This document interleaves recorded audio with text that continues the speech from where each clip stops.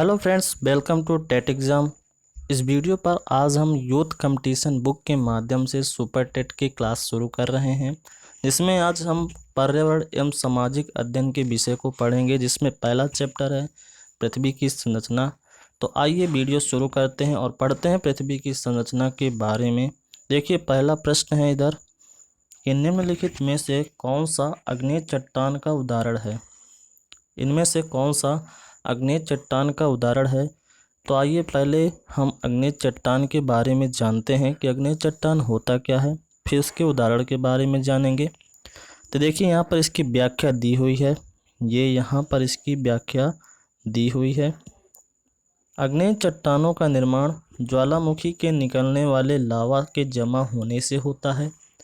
जो अग्नेय चट्टानें बनती हैं, ज्वालामुखी से जो लावा बाहर की ओर निकलता है, जैसे कि ये ज्वालामुखी है और इधर से लावा बाहर की ओर निकलता है, और इसके जमा होने से ही अग्नेय चट्टान बनती हैं। और इन चट्टानों में खनिज पदार्थों की अधिकता होती है। इन चट्टानों पर खनिज पदार्थों की बहुत अधिकता होती है। और इस चट्टान के जैसे अन्य उदाहरण हैं ग्रेनाइट, बेसॉल्ट, पैगमेटाइट।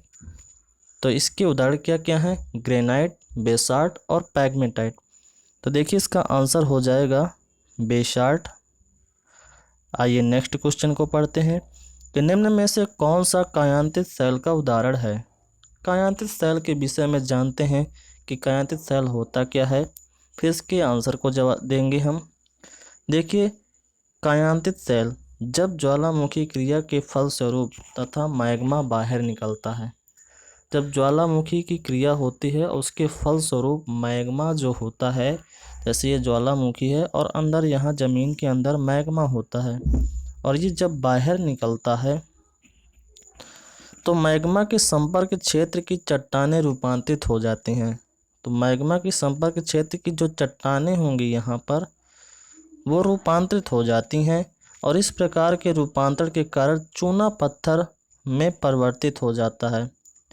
इस प्रकार के रूपांतरण के कारण जो चूना पत्थर होता है, मान लीजिए चूना पत्थर है, तो ये संगमरमर के रूप में परिवर्तित हो जाएगा।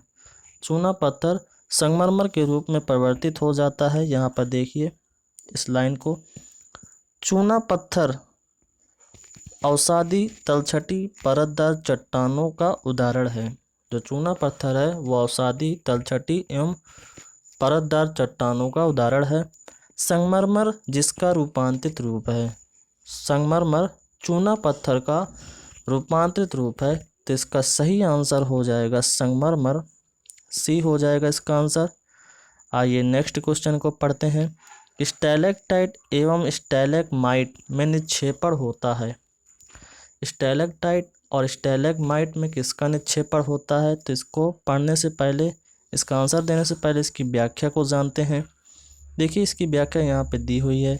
स्टैलेक्टाइट एवं स्टैलेगमाइट में कैल्शियम कार्बोनेट का निक्षेपण होता है, और कैल्शियम कार्बोनेट का देखिए यहाँ पे सूत्र भी दिया हुआ है CaCO3। CaCO3 कैल्शियम कार्बोनेट का सूत्र होता है। तलछटी चट्टानों जो मुख्यतः कैल्साइट की बनी होती हैं, पर बारिश का पानी गिरता है। जो तलछटी चट्टानों कैल्साइट की बनी होती हैं, पर बारिश का पानी गिरता है, तो वे CaCO3 में बदल जाता है। पानी के मिलने से निम्नलिखित समीकरण बनता है H2O + CO2 + CaCO3 बराबर CaHCO3 का होल ट्वाइस। ये सूत्र बहुत इम्पोर्टेंट है। पुनः वायु के संपर्क में आने पर पुनः CaCO3 में बदल जाता है। आइए नेक्स्ट क्वेश्चन को पढ़ते हैं कि पिघले हुए मैग्मा से निर्मित चट्टान है। पिघले हुए मैग्मा से जो निर्मित चट्टान है उन्हें क्या कहते हैं? तो देखिए, मैंने पहला क्वेश्चन बताया हुआ था, तो इसका सही आंसर हो जाएगा आग्नेय। आग्नेय चट्टानें पिघले हुए मैग्मा से निर्मित होती हैं। आइए इसकी व्याख्या को जानते हैं। इसकी व्याख्या देखिए यहाँ पर है कि पृथ्वी के अंदर उत्पन्न हलचल के फलस्वरूप पृथ्वी के अंदर उपस्थित लावा के बाहर आने को ज्वालामुखी की संज्ञा दी जाती है। जो पृथ्वी के अंदर जो पृथ्वी के अंदर हलचल होती है और उसके फलस्वरूप जो लावा बाहर आता है उसे ज्वालामुखी कहते हैं। ज्वालामुखी से निकलने वाले लावा को मैग्मा कहा जाता है। ज्वालामुखी से निकलने वाले लावा को मैग्मा कहा जाता है। जब मैग्मा बाहर आते हैं तो ठंडा होने के पश्चात आग्नेय शैल का निर्माण करते हैं। जो पृथ्वी के अंदर मैग्मा होता है, ये मान लीजिए कि ज्वालामुखी है और यहाँ पर मैग्मा है, ये मैग्मा है, और जब ये पृथ्वी के बाहर, ये इधर पृथ्वी है, इसके बाहर जब निकलता है तो ये लावा होता है, इसको लावा कहते हैं। तो लावा जब मैग्मा बाहर आता है तो ठंडा होने के पश्चात आग्नेय शैल का निर्माण करते हैं। इन्हीं शैलों से ताप, दाब तथा अपर्दन की क्रिया द्वारा रूपांतरित एवं अवसादी शैलों का निर्माण होता है। आइए नेक्स्ट क्वेश्चन पढ़ते हैं 5 नंबर को। देखिए, पृथ्वी तल के नीचे के पिघले हुए पत्थर को क्या कहा जाता है? पृथ्वी तल के नीचे के जो पिघले हुए पत्थर होते हैं उसे क्या कहा जाता है? उसे देखिए मैग्मा कहा जाता है। पृथ्वी तल के नीचे जो पिघले हुए पत्थर होते हैं उसे मैग्मा कहा जाता है। आइए इसकी व्याख्या को समझते हैं कि मैग्मा चट्टानों का पिघला रूप है जिसकी रचना ठोस आदि पिघली अथवा पूरी तरह पिघली चट्टानों के द्वारा होती है। मैग्मा के बाहर निकलने वाले रूप को लावा कहते हैं। मैग्मा के शीतलन के कारण आग्नेय चट्टानों का निर्माण होता है। जब मैग्मा जमीनी सतह के ऊपर आकर ठंडा होकर बनता है या जमता है तो बहिर्भेदी, और जब नीचे होकर जमता है तो उसे अंतर्नोदी आग्नेय चट्टानों का निर्माण होता है। आइए नेक्स्ट क्वेश्चन को पढ़ते हैं 6 नंबर को। देखिए यहाँ पर कि पृथ्वी की पपड़ी के मुख्य रूप से शामिल है। पृथ्वी की पपड़ी में मुख्य रूप से क्या शामिल है? सिलिका। पृथ्वी की पपड़ी में मुख्य रूप से सिलिका शामिल है। पृथ्वी के पपड़ी में मुख्य रूप से सिलिका शामिल है। सिलिका खनिज सिलिकॉन और ऑक्सीजन के संयोग से बना हुआ है। इस लाइन को देखिए, सिलिका खनिज सिलिकॉन और ऑक्सीजन के संयोग से बना है।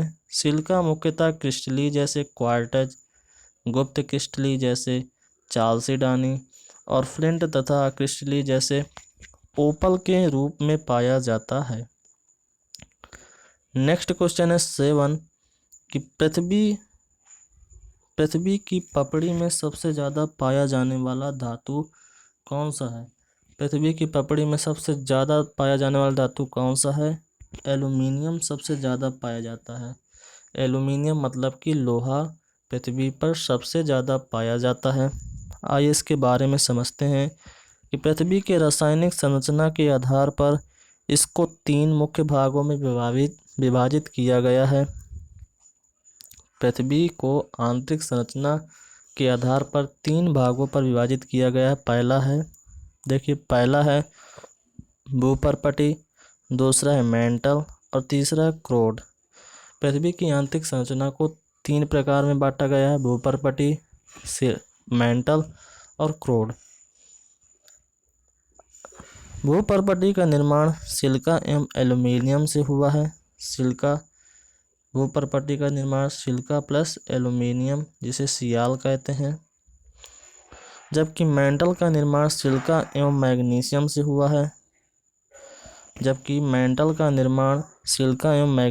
से हुआ है। अतः इस परत को सीमा भी कहा जाता है। क्रोड का निर्माण निकेल एवं लोहा से बना है, अतः इस परत को निफे भी कहा जाता है। यह क्वेश्चन बहुत इंपॉर्टेंट है, पूछा जाने वाला क्वेश्चन है कि इसमें पूछा जाता है कि पृथ्वी की आंतरिक संरचना को समझाइए या पृथ्वी की आंतरिक संरचना के कितने प्रकार हैं, है ना। तो चलिए नेक्स्ट क्वेश्चन को देखते हैं। तो देखिए नेक्स्ट क्वेश्चन 8 नंबर है कि जियोलाइट क्या है? जियोलाइट क्या है? इसका आंसर है, देखिए जियोलाइट क्या है, इसका आंसर है हाइड्रेटेड सोडियम एल्यूमिनियम सिलिकेट। ये होता क्या है? जियोलाइट एक प्रकार की धातु है जो ज्वालामुखी पहाड़ से निकली चट्टानों की कंदराओं में पाई जाती है। जियोलाइट एक प्रकार की धातु है जो ज्वालामुखी पहाड़ से निकली चट्टानों की कंदराओं में पाई जाती है। वास्तव में ये हाइड्रेटेड सोडियम एल्यूमिनियम सिलिकेट है। वास्तव में ये हाइड्रेटेड सोडियम एल्यूमिनियम सिलिकेट है। आइए कुछ इम्पोर्टेंट तथ्य को जानते हैं इधर पर कि अग्नेय चट्टानें एवं परिवर्तित रूप। अग्नेय चट्टानों का परिवर्तन किसमें होता है, आइए जानते हैं। देखिए, ग्रेनाइट का परिवर्तित रूप है ग्रेनाइट नीस। साइनाइट का परिवर्तित रूप है साइनाइट नीस। ग्रेबो का, देखिए ग्रेबो का ग्रेबोनीस या सर्पेंटाइन। बेसाल्ट का है स्लेट। रायोलाइट का है हल्का शिस्ट। बिट्रिमिनस का है बिट्रिमिनस कोयला का है ग्रेफाइट के साथ, ग्रेफाइट में परिवर्तित होता है। आइए दूसरा देखते हैं, अवसादी चट्टानें एवं परिवर्तित रूप। अवसादी चट्टानें किसमें परिवर्तित होती हैं? सपिंड परिवर्तित होता है सपिंड शिस्ट में। बलुआ पत्थर परिवर्तित होता है क्वार्टजाइट में। सेल परिवर्तित होते हैं स्लेट पर। चूने का पत्थर होता है संगमरमर पर। लिग्नाइट परिवर्तित होता है एंथ्रेसाइट कोयला। और कोयला परिवर्तित होता है ग्रेफाइट पर। तो ये परिवर्तन, अग्नेय चट्टानों का परिवर्तन और अवसादी चट्टानों का परिवर्तन बहुत इम्पोर्टेंट है, इसको याद रखिएगा। आइए नेक्स्ट क्वेश्चन यहाँ पर देखते हैं 9 नंबर को, कि निम्नलिखित में से कौन सा आग्नेय शैल नहीं है। निम्नलिखित में से कौन सा आग्नेय शैल नहीं है? तो देखिए इसका आंसर है डोलोमाइट। आग्नेय शैल नहीं है। आग्नेय शैल इसमें से ग्रेनाइट, बेसाल्ट और ग्रेबो ये आग्नेय शैल हैं और डोलोमाइट आग्नेय शैल नहीं है। इसकी व्याख्या हम पहले प्रश्न में पढ़ चुके हैं। तो आइए देखते हैं 10 नंबर, संगमरमर किसका कायांतित चट्टान है? किसकी एक कायांतित चट्टान है? तो देखिए हमने सेकंड नंबर पर इस पढ़ा था कि संगमरमर चूना पत्थर का रूपांतर है। संगमरमर चूना पत्थर का रूपांतर है ना। संगमरमर जो है चूना पत्थर का रूपांतर है। आइए इसकी व्याख्या को जानते हैं इधर पर, कि संगमरमर एक कायांतित चट्टान है जिसका निर्माण अवसादी कार्बोनेट चट्टानों के क्षेत्रीय और कभी कभी संपर्क कायांतर के फलस्वरूप होता है। यह अवसादी कार्बोनेट चट्टानें चूना पत्थर या डोलो स्टोन या फिर पुराना संगमरमर की हो सकती हैं। यानी कि संगमरमर चूना पत्थर का ही रूपांतरित स्वरूप है। कायांतर की इस प्रक्रिया, यहाँ पर पढ़िए, कायांतर की इस प्रक्रिया के दौरान मूल चट्टान का पुनर्क्रिस्टलीकरण होता है। यह शिल्पकला के लिए निर्माण हेतु प्रयुक्त होता है। इसका नाम फारसी भाषा से निकला है जिसका अर्थ है मुलायम पत्थर। संगमरमर को मुलायम पत्थर भी कहा जाता है, ये भी याद रखिएगा। आइए नेक्स्ट क्वेश्चन यहाँ पर पढ़ते हैं। 11 नंबर है कि मैग्मा के ठंडे होकर घनीभूत हो जाने पर किस प्रकार के शैलों का निर्माण होता है? तो देखिए मैग्मा के ठंडे होने पर आग्नेय शैल का निर्माण होता है। आइए इसकी व्याख्या को इधर पर समझते हैं कि पृथ्वी के क्रस्ट से मिलने वाले सभी प्रकार के मुलायम व कठोर पदार्थ चट्टान कहे जाते हैं। पृथ्वी के क्रस्ट से मिलने वाले सभी प्रकार के मुलायम या कठोर पदार्थ चट्टान कहे जाते हैं। इसका निर्माण विभिन्न प्रकार के खनिजों के सम्मिश्रण से हुआ है। आग्नेय चट्टानों का निर्माण क्रस्ट के नीचे उपस्थित तप्त एवं तरल मैग्मा के ठंडा होने से होता है। आग्नेय चट्टान रवेदार होते हैं। इसे प्राथमिक चट्टान भी कहा जाता है। आग्नेय चट्टान को प्राथमिक चट्टान भी कहा जाता है। अवसादी व रूपांतरित चट्टान इसी से निर्मित होते हैं। जो अवसादी और रूपांतरित चट्टान है वो आग्नेय चट्टानों से ही निर्मित होते हैं। नेक्स्ट क्वेश्चन पढ़ते हैं। 12 नंबर है कि ग्रेनाइट किस प्रकार की शैल है? तो देखिए हमने पहले क्वेश्चन पे पढ़ा था कि ग्रेनाइट, बेसाल्ट और पैगमेटाइट आग्नेय शैल चट्टानें आग्नेय शैलों का रूपांतरण है। तो देखिए आग्नेय शैलों का उदाहरण है तो इसका आंसर हो जाएगा अग्नेय शैल।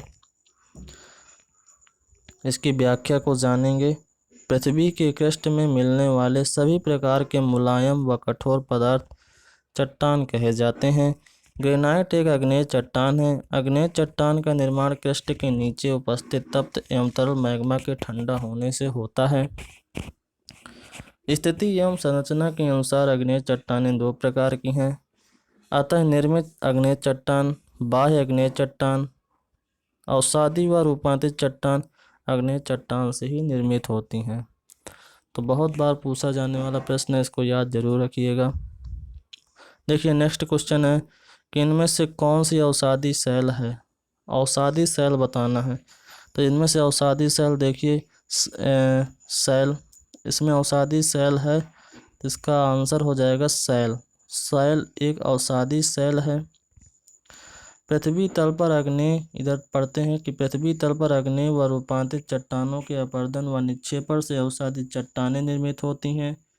इन पुनर्निर्मित चट्टानों में परतों का विकास होने के कारण इन्हें परतदार चट्टान भी कहते हैं। इनके निर्माण में जैविक अवशेषों का भी योगदान है।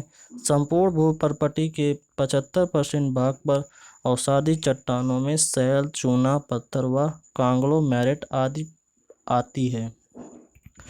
आइए कुछ एग्जाम पॉइंट्स को पढ़ते हैं। एग्जाम पॉइंट्स में क्या इम्पोर्टेंट है देखिए, यहाँ पर पहला है एग्जाम पॉइंट के लिए कि पृथ्वी का आंतरिक औसत घनत्व 5.5 ग्राम प्रति घन सेंटीमीटर है। पृथ्वी के सबसे ऊपरी परत को सियाल कहा जाता है। पृथ्वी की सबसे ऊपरी परत सियाल का निर्माण सिलिका और एल्युमिनियम से होता है। पृथ्वी की दूसरी परत सिलिका और मैग्नीशियम से बनती है, जिसे मैंटल कहते हैं। सीमा पृथ्वी की दूसरी परत है और सिलिका और मैग्नीशियम के योग से बना है। सीमा जो पृथ्वी की दूसरी परत है और सिलिका तथा मैग्नीशियम से मिलकर बना है। पृथ्वी की तीसरी और अंतिम परत निफे है। कठोर धातुओं से बनी होने के कारण इसका घनत्व अधिक होता है। और लास्ट पॉइंट है कि निफे की रचना निकिल तथा फेरियम से मिलकर हुई है। निफे की जो रचना है वो निकिल तथा फेरियम से मिलकर हुई है और यह पृथ्वी की आंतरिक संरचना की तीसरी परत है। तो साथियों, आज के वीडियो पर बस इतना ही। सारे इम्पोर्टेंट टॉपिक्स हमने कवर कर लिए हैं। तो मिलते हैं एक नए चैप्टर के साथ, तब तक के लिए शुक्रिया।